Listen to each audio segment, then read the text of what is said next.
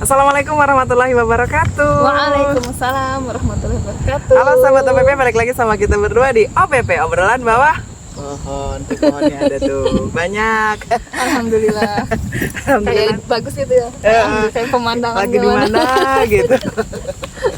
Padahal kalaunya sahabat OPP ada yang pengen ngelihat BTS-nya seru loh. Apa yang kita lakukan supaya dapat view sebagus ini? Wah, ada rahasianya.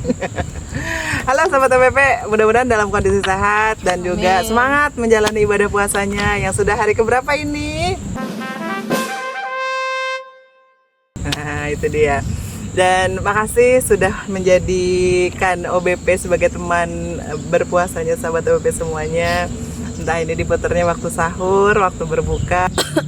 Masya Allah sahabat OBP semuanya, bulan Ramadan adalah ya tadi bulan yang benar-benar ini ya, berlipat ganda.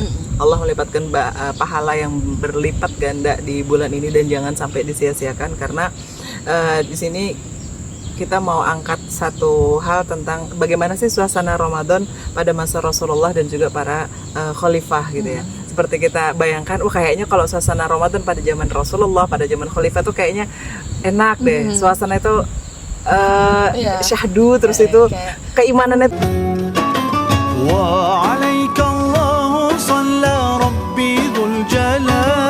Di akhir, kenapa sih kok bisa kita ada suasana perbedaan itu kenapa? Dan kita spill dulu bagaimana sih suasana Ramadan di pada masa Rasulullah SAW, karena di sini tidak hanya Rasulullah itu mendorong kaum muslimin itu untuk senantiasa melakukan ibadah dan juga taqarrub kepada Allah Subhanahu wa taala untuk meningkatkan ibadah, memperbanyak amal gitu ya. Jadi tidak hanya ibadah mahdhah aja seperti sholat tarawih, kemudian baca Al-Qur'an, sedekah, zikir dan lain-lain, tapi juga ketika pada masa Nabi sahabat yang dilakukan oleh Rasulullah dan para khalifah itu adalah melakukan aktivitas jihad. Jadi jihad yang insya Allah sudah pernah dibahas juga di OBP di bulan Ramadan ini. Rasulullah juga melakukan aktivitas jihad di bulan Ramadan, di puasa-puasa loh sahabat, Insya Allah.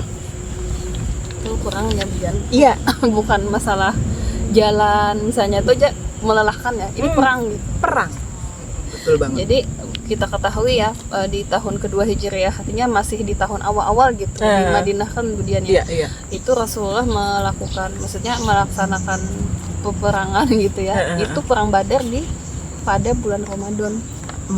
Bayangkan gitu ya, pada saat berpuasa gitu, dan mereka tetap berpuasa gitu. Enjoy aja. Meskipun luar biasa. Itu sebenarnya boleh ada keringanan ya, tapi mereka tetap malah justru dengan suasana puasa itu semakin semangat. Itu 2 Ramadan, oke. Kemudian yang pada 10 Ramadan ya, maksudnya di 8 Hijriah itu di mana Rasulullah melakukan penaklukan kota Mekah atau Fathul Mekah ya.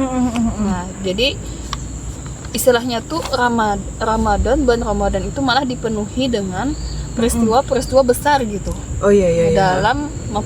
Dalam pengaruhnya itu terhadap keberhasilan dakwah. Itu salah dua dari contoh yang dilakukan Rasulullah ketika bulan Ramadan, yaitu melakukan aktivitas jihad tadi ya, perang Badar dan juga Futuh Makkah. Dan kemudian nih di sahabat kita mulai di masa Khulafaur Rasyidin yang ketika suasana Ramadan itu nggak ubahnya dengan masa Nabi Sallallahu Alaihi Wasallam gitu ya, karena pada saat itu kekuasaan kaum muslim itu sudah makin meluas, suasana Ramadan itu semakin marak, pengaruhnya di seluruh negeri itu sudah semakin banyak, dan akhirnya yang dilakukan pada saat itu untuk menggambarkan suasana bulan Ramadan pada zaman Khulafaur Rasyidin adalah yang pertama, akhir bulan Sya'ban gitu ya, dan Ramadan adalah melihat hilal untuk mengetahui awal dan akhir gitu ya. Kemudian mengakhiri mengakhiri puasa itu dengan serentak di wilayah-wilayah terdekat gitu. Nah, seperti itu. Jadi suasana itu masih sama ya Allah dengan pada Rasulullah. Iya. Kemudian yang ketiga juga ya, pada masa Rasulullah, kemudian pada masa khalifah itu, di mana khalifah itu atau pemimpin beliau itu berkhutbah. Nah, berkhutbah di hadapan masyarakat pada malam pertama Ramadan. Jadi suasana itu gimana ya, sampai ke pemimpinnya pun gitu melaksanakan antusias gitu ya, begitu semangat dalam menyambut awal-awal Ramadan ini sampai akhir malah gitu. Nah, jika malam pertama Ramadan telah masuk, maka Khalifah Umar bin Khattab radhiyallahu anhu beliau segera sholat maghrib dan berkhutbah di hadapan masyarakat. Gitu. Jadi habis tarawih nggak pulang. Nah, iya. Nah, pada masa Khalifah Umar bin Khattab juga ini kemudian ya, kaum muslimin itu menyelenggarakan sholat tarawih di masjid itu secara berjamaah. Jadi awal tarawih berjamaah itu di masa Khalifah Umar bin Khattab. Dan bahkan beliau mengirimkan surat ya kepada para wali atau gubernur ya, tingkatnya itu, agar mereka itu menyelenggarakan sholat tarawih itu berjamaah di masjid. Jadi benar-benar dihidup ya masjid itu. Dihidupkan gitu Ramadan itu. Dan sepanjang Ramadan ya, Bu ya? Banyak Ramadan. Masya Allah. Nah, sedangkan pada masa Nabi SAW ya dan Abu Bakar As-Siddiq itu kaum muslimin mengerjakannya itu beragam. Ada yang sendiri dan ada yang berjamaah. Tapi pada masa Khalifah Umar bin Khattab gitu beliau menginginkan semuanya serentak. Nah, kemudian juga masih pada masa Khalifah Umar bin Khattab ya, beliau menyalakan pelita di sepanjang malam Ramadan. Nah, jadi kebayang ya kadang-kadang pas bulan Ramadan tuh kita ngehias rumah ada gitu. Lampu-lampu gitu. Iya benar-benar. Oh iya.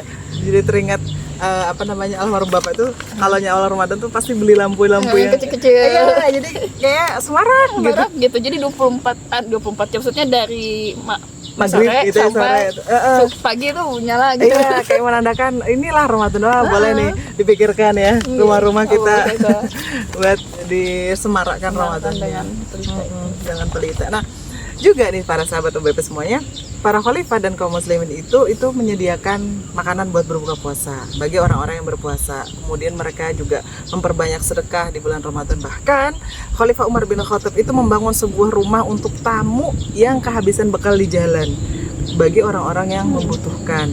Jadi ada posko-posko gitu, posko-posko. Kalau kita ayo posko-posko Ramadan datang buat buka bareng bagi yang orang-orang masih di jalan, kerjanya jauh gitu ya, buat sampai ke rumah tuh masih jauh. Ada masjid-masjid ya Bu ya. Bisa kalau di sini kan kita masjid-masjid juga di sini kan masjid-masjid yang membuka buat buka puasa. Kemudian tadi sekalian salat tarawih. Kemudian yang berikutnya adalah yang dilakukan oleh pada masa sahabat saat itu adalah para sahabat dan sebagian tabi'in itu menghatamkan Al-Quran selepas Isya hingga seperempat malam. Masya Allah. Jadi, aduh, luar biasa Bu. Khatam satu kali aja luar biasa perjuangannya. Betul. Dan dalam sehari para sahabat dan para tabi'in itu bisa menghatamkan Al-Quran itu sekali atau 2 kali. Masya Allah. Karena kan mereka sudah kayak biasa gitulah. Ya Allah Bu, Masya Allah. Ya, jadi benar-benar ya Bu ya, yang namanya menghidupkan malam di bulan Ramadan itu benar-benar hidup. Benar-benar hidup, nggak tidur. Masya Allah, ya Allah, tertampar sekali nih sahabat OBP. Nah ya kemudian pada masa itu ya juga berburu Lailatul Qadar di 10 malam terakhir. Masya Allah. Nah itu mungkin kita juga masih maksudnya semangat kaum muslimin tuh di akhir-akhir Ramadan itu, walaupun memang tadi mengalami kemajuan, sopnya mengalami kemajuan. Oke. Ya, paham. Jadi sejak masa Nabi SAW gitu ya sampai sekarang ini tradisi berburu dibilang tradisi ya, bukan tradisi yang gimana maksudnya memang betul-betul mencari keistimewaan akhir Ramadan itu dengan misalnya iktikaf gitu di 10 malam terakhir. Oke. Nah, kemudian yang ke-9 itu yang selanjutnya ya mengeluarkan zakat fitrah dan menghidupkan malam Idul Fitri. Takbiran gitu kalau kita ya insyaallah. Jadi memang untuk zakat fitrah gitu ya kaum muslimin dikeluarkan sebelum salat Idul Fitri. Itu waktu afdalnya Bu ya. Waktu afdalnya sebelum salat Idul Fitri. Tapi kan mulai sejak masuk Ramadan sebenarnya sudah boleh. Tapi kalau di kampung tuh emang begitu Bu ya. Iya. Malamnya gitu ya malam sama pagiran itu ya pagi subuh banget gitu tapi kebanyakan tuh malam-malam keliling gitu ada jalan-jalan antar beras insyaallah itu dia. Dan karena sudah sampai di malam Idul Fitri, nah besok paginya ketika Idul Fitri ada melaksanakan Idul Fitri, sholat Idul Fitri itu di tempat-tempat tertentu. Jadi pada masa Nabi dan Khulafaur Rasyidin sholat Idul Fitri itu dilaksanakan di lapangan terbuka. Dan di depan pintu masuk kota Madinah sebelah timur, Masya Allah. Jadi tidak menyelenggarakan di dalam masjid, tapi melaksanakan di lapangan. Bukan supaya banyak gitu orangnya. Betul. Ya. Sama juga yang hadis Rasulullah kan yang mengatakan wanita haid pun ikut gitu. Iya. Kalau dalam masa Umar pernah di dalam masjid karena harinya hujan. Dan kaum muslimin di situ bersukaria mengisi Idul Fitri dengan berbagai permainan, nyanyian yang mubah. Itu biasanya bertandang ke rumah sanak saudara gitu ya, ke teman, sahabat gitu ya, Masya Allah. Makan ketupat. Aduh, ini lagi puasa-puasa. Oke. Nah, itu tadi realitas Ramadan ya Bu Dian ya. Yeah. Jadi memang beberapa tadi yang aspek kita sebutkan tadi memang masih sekarang tuh masih dijalankan lah Yeah, gitu. betul, masih dijumpai gitu ya sampai sekarang gitu. Namun ada perbedaan penting gitu ya. Ramadan itu di masa Rasulullah SAW hingga masa kehilafahan itu sampai masa sudah tidak ada kehilafahan atau masa sekarang. Jadi perbedaan pentingnya itu kalau dulu kan karena di bawah naungan negara gitu ya yang menerapkan Islam gitu, maka betul-betul komitmen negaranya itu gitu ya kuat untuk menjaga Islam dan kaum muslimin.